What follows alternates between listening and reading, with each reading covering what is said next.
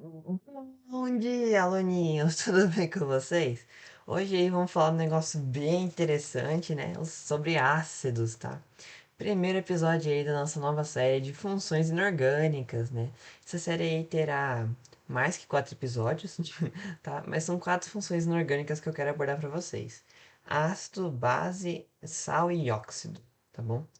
Então vamos começar com ácidos, tá? Mas antes da gente começar, é, eu vou fazer uma aulinha ainda, tá, gente? Que eu ia colocar exercício no final dessa aqui, mas eu vi que tem muitos exercícios bons no meu livro pra gente resolver sobre ácidos, né?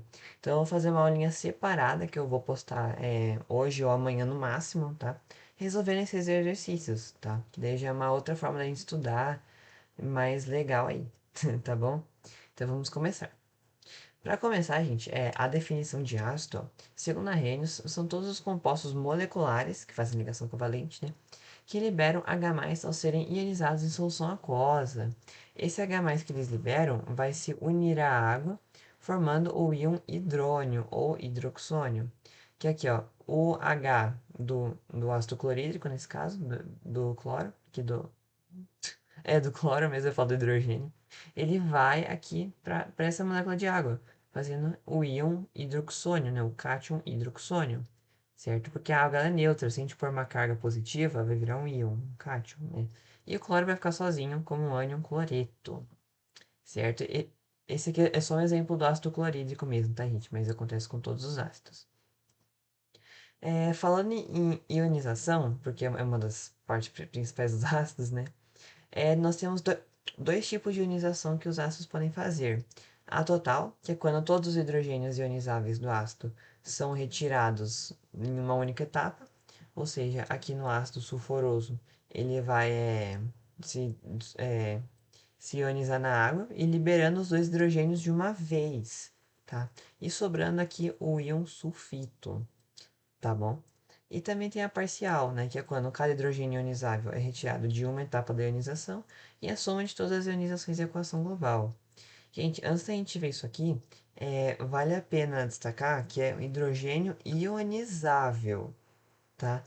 Isso a gente ainda vai ver um pouquinho mais para frente, mas pode ser que o hidrogênio que esteja ali não seja ionizável, tá? Mas a gente vai ver daqui a pouco.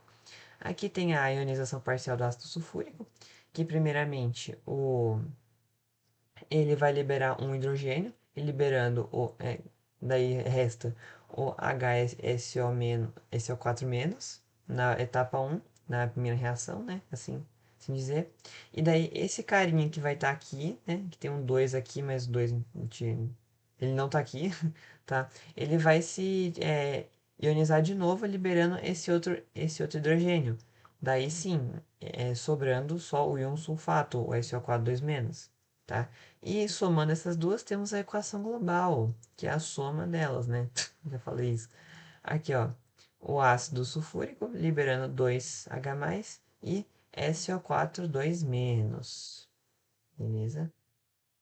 Agora vamos começar com a classificação dos ácidos, tá? Tem várias maneiras, tem várias maneiras de classificar eles, tá bom? E a gente vai começar pela mais básica e a mais assim base, né? Que é quanto à presença de oxigênio. Tem ácidos que não têm oxigênio, que é o que a gente chama de hidrácidos, que exemplos, ácido fluorídrico, ácido clorídrico e ácido cianídrico. A gente vai ver sobre esses três ainda mais pra frente. Temos os oxiácidos, que, como pelo próprio nome, eles têm oxigênio. Exemplos, ácido carbônico e ácido nítrico, aqui é o oxigênio nos dois, né? E quanto ao número de elementos químicos, eles podem ser binários, terciários ou quaternários, certo? Dependendo da quantidade de elementos químicos que tem aqui. E só para não confundirem, aqui no um binário é o ácido sulfídrico, que é o H2S. Gente, aqui tem dois elementos, o hidrogênio e o enxofre, mas tem três átomos. Tem dois átomos de hidrogênio e um átomo de enxofre, tá? Então não confundam. Beleza?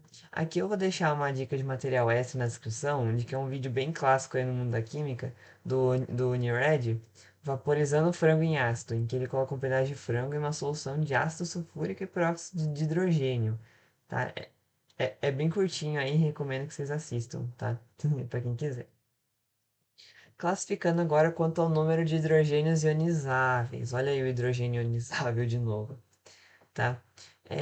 Para os hidratos, todos os hidrogênios são ionizáveis, né? Que todos eles podem virar o H+, o cátion H+. Mas para os oxiácidos, apenas os hidrogênios ligados ao oxigênio são ionizáveis. Tomar cuidado com isso, porque pode ser que caia em vestibular, tá? Aqui no ácido hipofosforoso, a fórmula dele a gente pode ver que é H3PO2.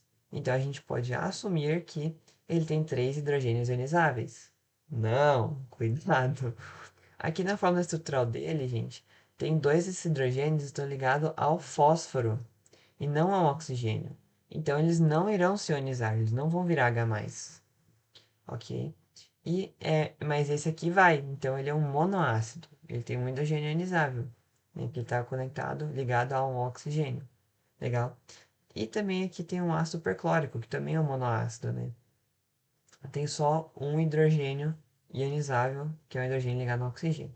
Tá certo? E só de curiosidade aqui, uma fotinha que eu achei legal: aplicações do ácido perclórico em análise de metais, sínteses orgânicas, preparação de soluções e laboratórios de pesquisa. Bem legal. Tá bom? Então é isso aí: monoácido, um hidrogênio ionizável, diácido, dois hidrogênios ionizáveis, triácido, três, tetrácido, quatro, e assim vai. Tá certo? Agora, para classificar eles quanto à volatilidade.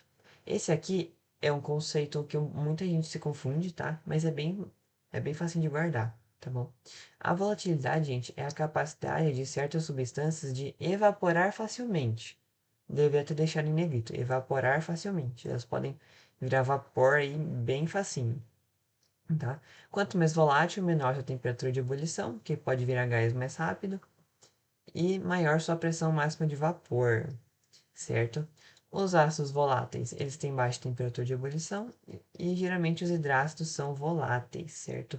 Porque os hidrácidos, eles têm a fórmula estrutural deles é bem pequenininha. Aqui do ácido clorídrico é literalmente só um ligado no outro.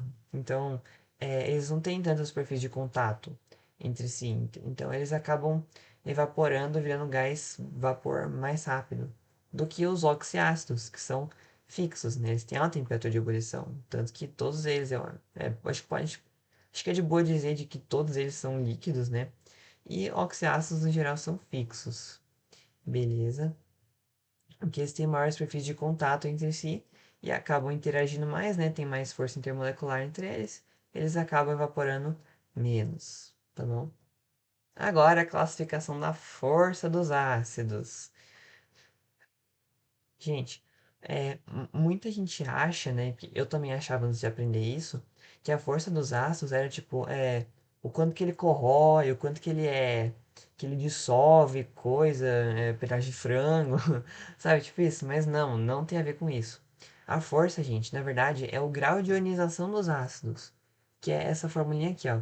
O número de partículas dissolvidas, ionizadas, dividida pelo número de partículas dissolvidas, né, os dois em mol, tá bom? Quanto mais moléculas ionizarem, mais forte é o ácido, né? E uma coisa que vale gravar, tá bom? Presta atenção nisso. Todos os ácidos orgânicos são fracos. Ácido orgânico, né? Ácido carboxílico, libera aí um H+, mas todos eles são fracos, tá bom?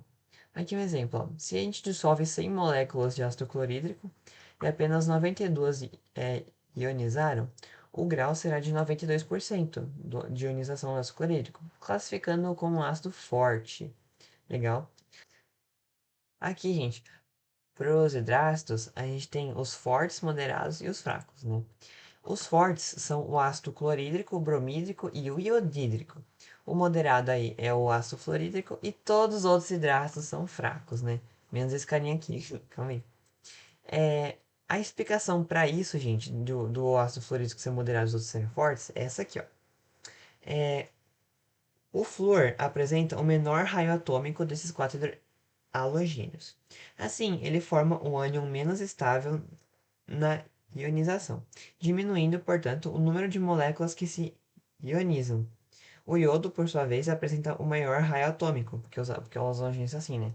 Flúor, cloro, bromo e iodo na tabela periódica. Quanto mais para baixo e mais para o lado, apesar como eles estão na mesma família, mais para o lado não vai fazer diferença. Como o iodo está mais para baixo, ele tem um maior raio atômico, né? Assim, o ânion formado na ionização é o mais estável, portanto, o número de moléculas ionizadas é maior. Legal.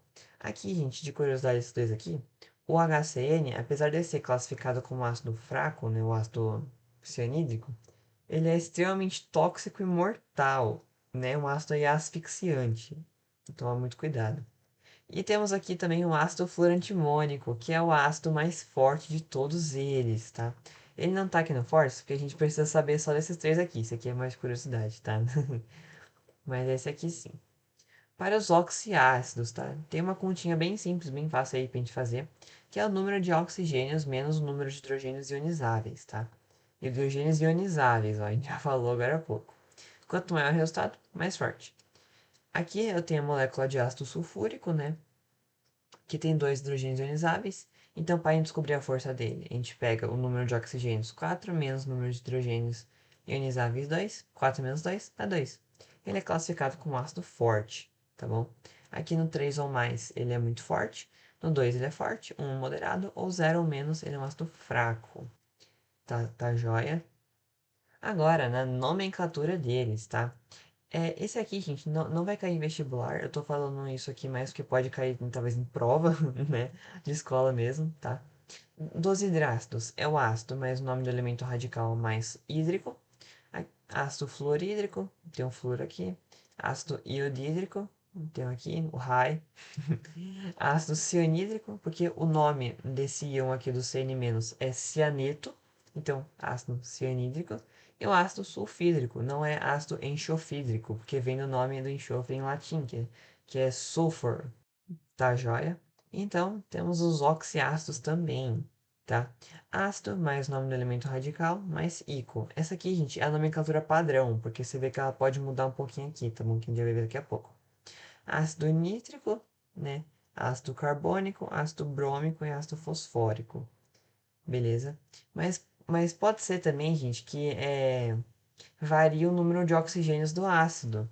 Então a gente tem que pegar o ácido-chave, o ácido padrão, que serão esses aqui, cuja nomenclatura termina com ico, o sufixo é ico, tá certo? E a gente vai mudar o número de oxigênios, tá? Consequentemente, mudando o NOx do elemento central. Daí aí também tem umas continhas, umas equações que você pode fazer para poder achar o NOx do elemento central. Daí a partir do NOx do elemento central você acha esses carinhas aqui, certo? Mas eu não vou entrar muito nisso agora porque já é mais tarde de conta e eu acho meio difícil fazer conta aqui do PowerPoint, tá? Então aqui ó, exemplo do ácido clórico aqui. HClO3. Se a gente põe um oxigênio, ácido perclórico. Se a gente diminui o oxigênio, ácido cloroso. O Ico, gente, ele sempre vai ser de algum valor maior do que o oso, tá? Isso nomenclatura até para base, que a gente vai ver ainda mais à frente. E tem o ácido hipocloroso também. Dica para decorar: o per e o hipo, que são prefixos, eles são maior e o menor, tá certo? Daí aqui dentro fica só os sufixos, tá? Que é ico e oso. Beleza? Agora, né, acabando nossa aula aí de conteúdo chato, agora vamos pro conteúdo legal, né, que são os usos, as aplicações dos ácidos, né. Aqui começando com os hidrácidos, eu trouxe alguns deles aqui para vocês. O ácido fluorídrico, HF, é um ácido altamente corrosivo, usado em soluções aquosas para gravações em vidro, e também é um ácido utilizado para dissolver um corpo em Breaking Bad aí, de curiosidade. Tem o ácido cianídrico, o HCN, né? Que foi o ácido utilizado nas câmaras de gás durante a Segunda Guerra Mundial, né? Que nem eu falei que ele é mortal, um gás asfixiante. Liberado de compostos presentes na mandioca brava. E o ácido clorídrico ou ácido muriático, o HCl, o famoso HCl. Ele é o ácido presente no suco gástrico e pode ser utilizado em limpezas de calçadas, concretos, cerâmicas e rejuntes, tá? Por último, temos o ácido sulfídrico, né? É um ácido presente em geysers em Urano. Urano é o planeta mesmo, tá? É o planeta. E ele tem cheiro de ovo podre. Então, um cheiro bem ruim. Legal, bom dia. Aqui eu falando de alguns oxiácidos agora, né? Que eu acho que eles têm mais funções do que os hidrácidos. Temos o ácido nítrico, que ele é matéria-prima na confecção de explosivos de alto desempenho, como a dinamite e TNT. Trinitrotolueno, que a gente ainda vai ver ainda muito mais pra frente, tá? Ele é um forte oxidante, capaz de oxidar metais como prata e cobre, e um dos ácidos formados aí nas reações químicas da chuva ácida. Beleza? Temos o ácido sulfúrico, né? Tem forte ação desidratante, tanto que se você vai reagir ele com uma matéria, composto orgânico, ele fica todo preto, porque ele desidrata, né? Aquilo lá é carbono, tá bem? Utilizado na produção de detergentes derivados, como tintas e corantes. Ó, que fofinho. Ele eu acho que é o ácido mais famoso, né? Que eu diria. E também é um dos produtos da chuva ácida, né? Uma na série de reações químicas aí. Tá bem? E temos o ácido fosfórico, usado na produção de fertilizantes, como adubo, na forma de fosfatos. Aqui eu sempre gosto de falar que eles são formados em fertilizante, porque o nitrogênio, o fósforo e o potássio são os três elementos principais utilizados nos fertilizantes, né? O famoso NPK, tá bem? E também é utilizado como estabilizante na indústria de alimentos e bebidas, como refrigerantes, né?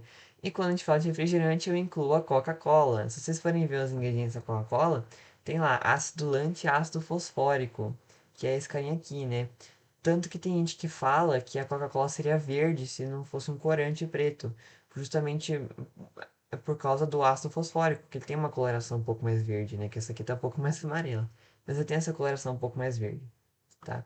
E o ácido carbônico, usado na gasificação de águas refrigerantes, Coca-Cola também, presente na água da chuva, né? Apesar de ser em pequenas quantidades. Ele é o ácido responsável pela acidificação dos oceanos, um outro problema ambiental aí, tá bem? Mas foi isso, gente. Muito obrigado por ter assistido essa aula. Espero que vocês tenham aprendido muita coisa. O meu vídeo de exercícios de ácidos eu vou estar publicando ou hoje ou amanhã, tá bem? E se eu puder editar a descrição desse vídeo, eu vou colocar ele na descrição também, tá? Então é isso. Qualquer dúvida, deixe aí nos comentários que eu vou tentar responder, tá bom? E falou e até mais. Fui.